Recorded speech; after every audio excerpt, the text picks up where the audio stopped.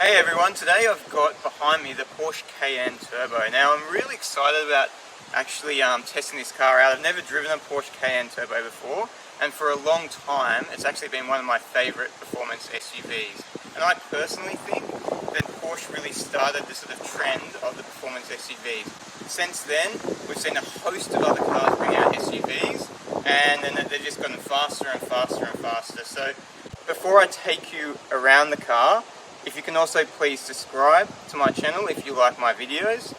Now take a look around the Porsche and see what it looks like, and then we'll go inside and then we'll go take it for a drive after that, which I'm looking forward to. So I think this Porsche looks really good from the outside. At the moment it's in the normal suspension settings, so you can actually put in Sports Plus and it will sit a bit lower, but just in the normal settings. And if you want to even sit even higher, there is a setting that will actually make it sit higher. There's also a setting below Sports Plus which is really low for if you've got a lot of weight in the car as well, but you wouldn't really generally use that. This has got 21-inch wheels and it's got 295 rubber all around it, so quite wide tyres there. You can see the big Porsche brakes behind the wheels there. If we have a look around here, you can see this car's in the midnight blue. I really like this colour because most people sort of have a quick glance of it and think it's in a black colour, but then sort of do a double look and go, oh, actually is that blue black? And it gets a lot of questions. I've owned a car in this colour before, and I think it's a really nice colour because it's different shades of light, you get different colour from it. Coming around the back here, you've got the big quad exhaust there. You can see obviously the Porsche badging, and it obviously looks pretty sporty there, but it's a Porsche, so they I think if you've got a Porsche badging, you know it's pretty sporty. And then coming around the side here again, just having a look at the side from a different angle, and then we'll walk you around the front of the car. So having a look at the front of the car, see it's obviously got those famous Porsche lights at the front there, very Porsche looking. You've got the big grille there. On the left and right, you've got some big air vents there for the intercooler. I'll just take you a bit closer there. You can see one of those air vents there and the intercooler behind there that will be sucking in all that air as you drive. Just the front fog lights there as well, and then we'll take you back around for another look at the side of the car. So this one has privacy glass on it option. As you can see, the rear windows have that darker tint compared to the front windows there. I've just popped the bonnet here so we can take a look at the engine. So this is got the Audi 4.2 litre V8 in there. As you can see, it's quite a big engine there. Most of it obviously is covered up by the engine cover there, so you can't see too much of the engine there. Just wanted to show you the engine so you can have a look at that. And what we'll do now is we'll jump in the car so I can take you for a look in the car. Now this car actually doesn't have proximity key or what Porsche call the entry and drive, so that's an actual $6,000 option, which I think is a bit ridiculous. We're jumping in the car here, and I'll just switch the car on so we can have a look. You can see it just rev up a bit, and you can see the steering wheel just drops down, and then the seat sort of adjusts and pushes me into my settings there. I'll just turn the engine off just so we don't hear it too much in the background. Looking at the gauges, they're very Porsche-like gauges. You've got the big tacho in the front of you here, just looking at you, and then to the left you've got the speedo, and then to the far left you've got your oil temp, and you've also got the amount of oil currently in the sump. To the right there you've got gauge where you can see things like nav, and I'll just turn it back on so you can see if the trip computer options. You can scroll through different options there of the trip. Can also give you a view of a sports chronologically, a bit of vehicle information, your audio. You can view your maps on there as well. If you had on a core telephone information, and then back to trip. And then on the far right there, you've got your temperature gauge and then the fuel. So then if we move around the cabin now, Porsche is sort of famous for having the sort of cockpit-like style cabin, as if you're in a fighter jet or something, or at least an aeroplane there. You look around here and there's just buttons everywhere, and it kind of gets a bit scary when you first hop in it. Let me take you for a bit of a tour around the buttons then. Firstly, down here we've got traction control button, we've got the automatic on and off button here, and then we've got Sports Plus, which puts us in the most racy mode of the car, and then the sports mode here. Coming up here we've got an automatic setting which we're currently in, and then we've got an on-road setting which we can go in. and also an off-road setting. Then we've got the suspension settings. So this one's got air suspension. So you can go in comfort, you can go in sports, or you can go in sports plus mode, which is tightens the springs up and lowers the car a bit. Then you've got your airbag suspension settings. You've got the higher settings here if you're going over some very high terrain or taking it off-road. You've got normal off-road mode here, and then you've got your sort of standard setting, which is currently in here. You can go to a lower mode, which is that's the sports mode there. And then this is the lowest mode, which you wouldn't want to drive on because you could bottom out the car. This is more just for loading the car and things like that. Then we come up here, we can see the gear stick there. Nice. Seems a bit basic there. Obviously on automatic, and then you've got your Tiptronic on the side. On the left and right, you've got your heated seats, and then you've got your different climate control settings here for each side. Then you've got temperature and climate control buttons here. You'll also see the same matching buttons on the other side for controlling the other side. In the middle there, you've got some further climate control settings and your demisters, and then you've got hold assist, your hazard lights, and then you've just got the readout here of the temperature that the climate control is currently on. Now, one of the things that's kind of disappointed me in this car is the infotainment system. It is extremely basic. This is a 2016 model, and I'd expect that you get a bit more, but it is so basic. You don't even really have a proper home screen. You can see you've got your map for your navigation.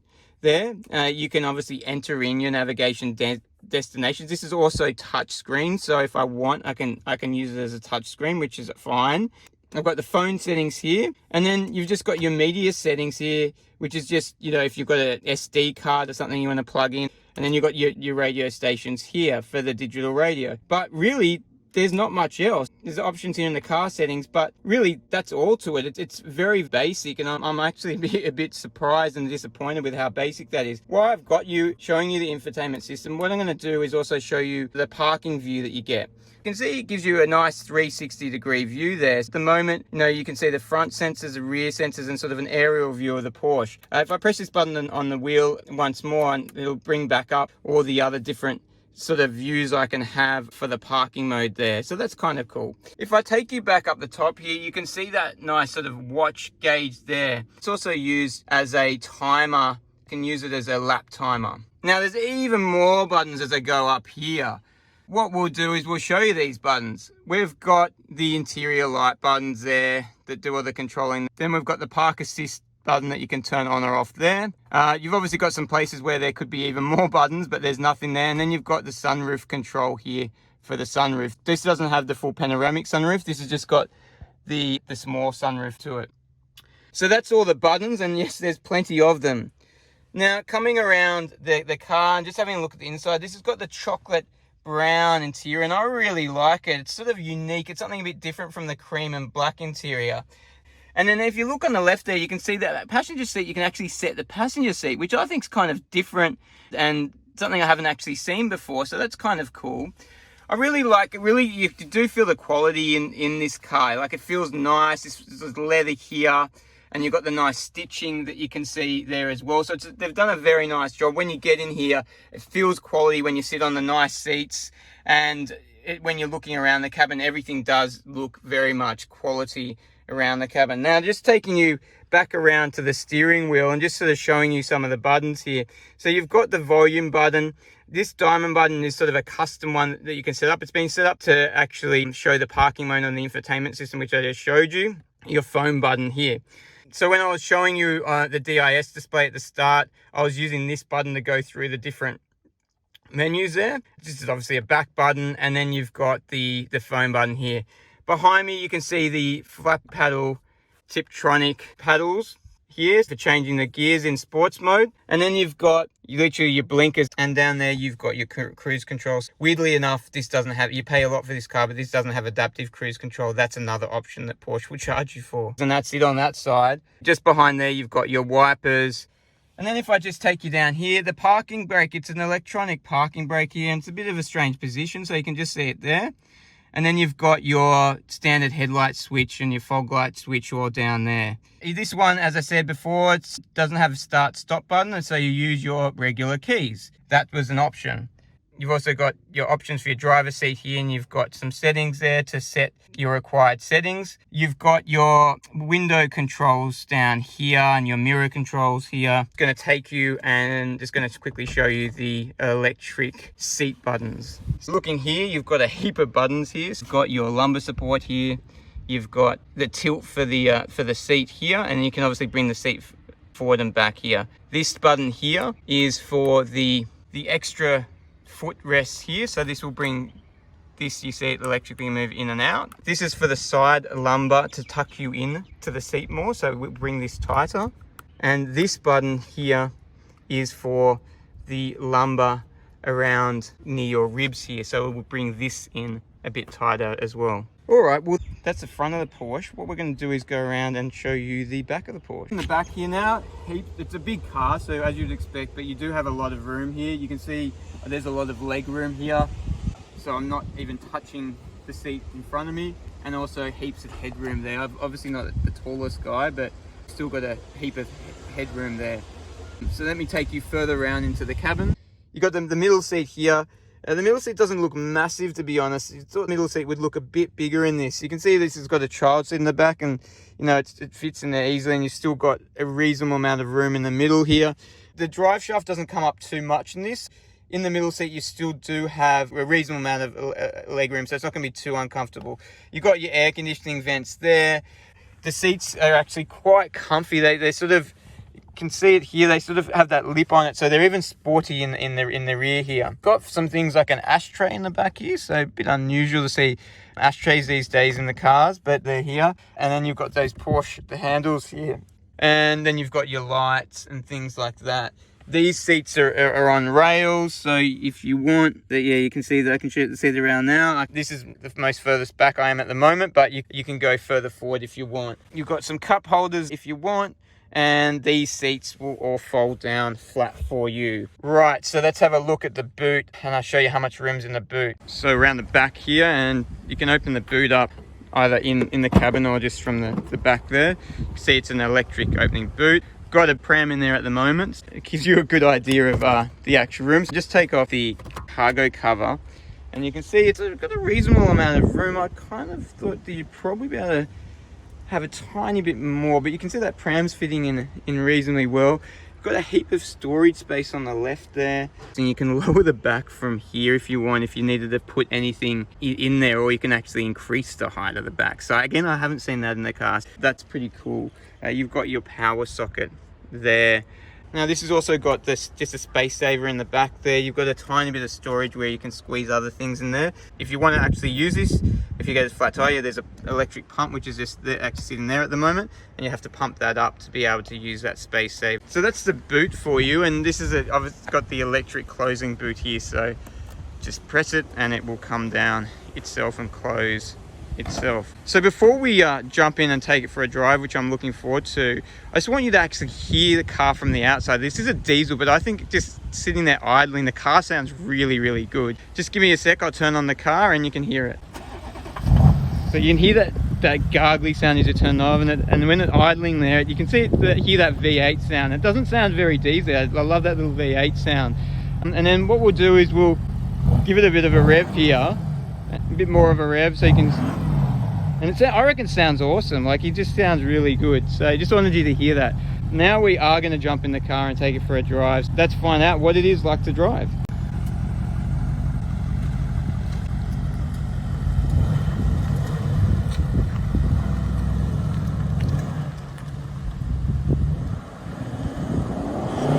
In the Porsche now, what I can say is it rides really nicely.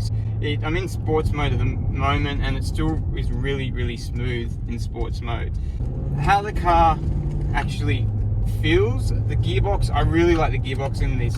Just changing gears in it, it's got a dual clutch gearbox. You just don't feel it, like the upshifts, you just don't feel like, I'll just show you now, like, you just upshift there, you don't feel anything. The downshift, and it's really, really, really smooth. Like, you don't feel it at all. The seats, they really sort of suck you in. They're really nice and sporty, the seats. A lot more sporty than my Audi SQ5, I have to say. they're just really tight. So as soon as you get in, you can just really feel like you're tight, secured in those seats. This car, as I said, it's a 4.2 litre V8. So 0 to 100 is on paper about 5.3 seconds. So it's reasonably quick, and it's got about 850 newton meters of torque and got just over 280 kilowatts of power in it. Testing out the different settings and the handling in the different settings here, you can't notice too much of a difference in the handling from comfort to sports. It handles pretty well for a big car. I've got to say the steering does feel a bit heavy in it. I'm not sure why, it's just maybe the way the Porsche has it, but it does feel heavy for whatever reason.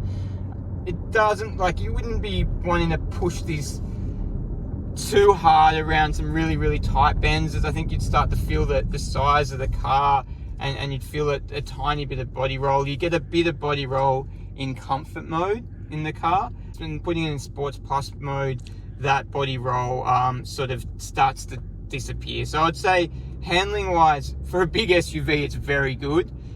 It doesn't feel exactly like a sedan, but it's still pretty good.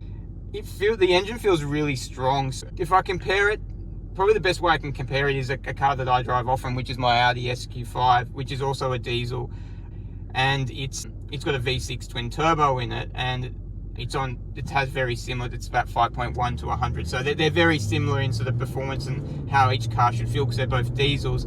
This V8, the V8 engine feels a lot stronger, so when you're taking off in it, you're not relying that much on the actual turbo to help the pickups.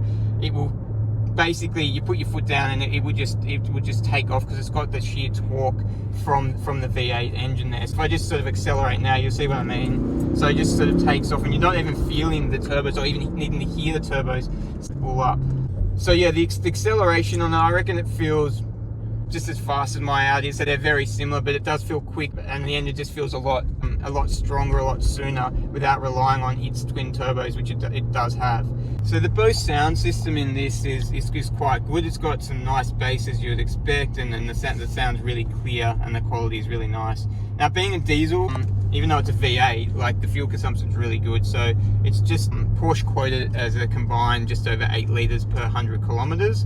The owner drove from Sydney to Queensland. Just for those who don't know, it's about over 1,000 kilometre trip. So he actually drove 1,200 kilometres, and in that 1,200 kilometres, it's got a 90 litre tank in this. He still had 1 bar of petrol left, so he got 1,200 kilometres in 1 tank of fuel reasonably easily. You can get some good range out of it.